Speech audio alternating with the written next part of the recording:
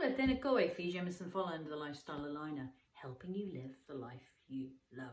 So, are heart supplements worth taking?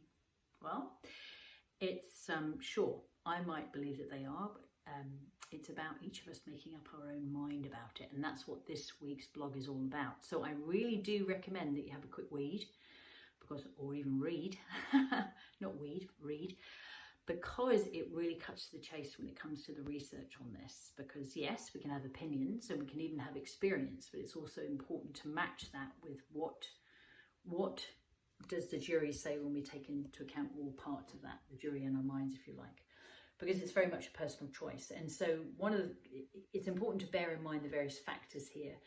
It's not just that, okay, supplementation might be a good idea, and we might even be able to look at very specific ones, which we'll do in a second, that have been earmarked as being valuable for cardiovascular health, but also for the things that our body becomes less, the fact that our body becomes less efficient at absorbing nutrients as we age and being able to extract what we need from the food that we eat. And that's the other place that we'd be getting nutrients from. Ideally, that's where they'd be the only place that we get them from. And sadly, as we've seen over the years, sometimes even in our own lifetimes, we can see how much the food is becoming deficient in the goodies that we actually need, the nutrients that we need, quite shockingly so. It's not quite the same as it was in our grandparents' day. Plus, we've got other factors, lifestyle factors, like being around smoke, even if we don't inhale, the effects of electromagnetic radiation, which we don't know yet, car fumes, stress, other forms of toxins that might be in the water, the air, the food that we eat. And even, having alcohol, that can affect our body's ability to absorb nutrients. And so, this is one way of being able to offset that and add to our way of looking after our bodies, including the likes of exercise, water drinking, stress management, etc. And so what are the best ones that we can be taking?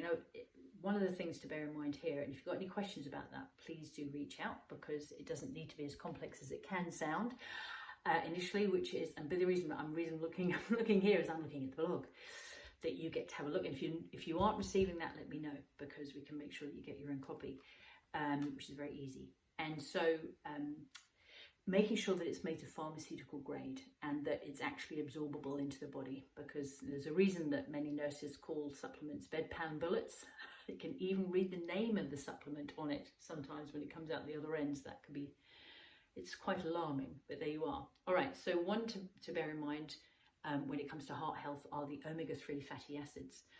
And you'll see this with several of these nutritionals, is that so this is found in fish oil, most commonly, and they can help us maintain a healthy cholesterol, triglyceride levels, and reducing inflammation, improving heart health and overall health generally as well.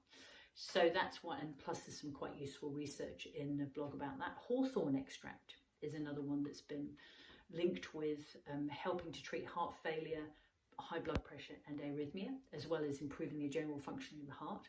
We've got vitamin B complex, a whole range of B vitamins that make up that complex. And these have been linked to not only overall health, but particularly cardiovascular. And they can actually reduce the risk of heart attack, stroke and other cardiovascular diseases. That's what research is pointing to.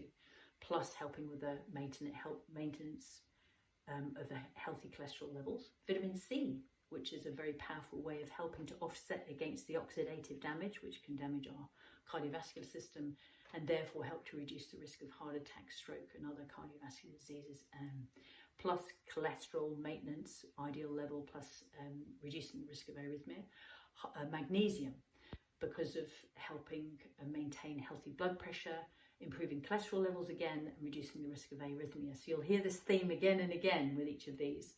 Plus, it's been shown to be linked with helping to reduce the risk of heart attack and stroke. So those are just a couple of them. We go into a few other areas in terms of heart health in the blogs that's worth a read. If you've got any questions about those, because I've had quite a lot of experience of working with those, not only for my own heart health, as many of you will know, having had the diagnosis that I received when I was 21 with 3 years left to live, unless I took medication every day for the rest of my life. And whilst medication saves lives, quite simply, it does. But when it comes to chronic degenerative disease, we really need to be looking at lifestyle. And this is one way to help influence that. So please do reach out if you've got any questions. Otherwise, I will see you on this week's Alive with Fee. ciao for now.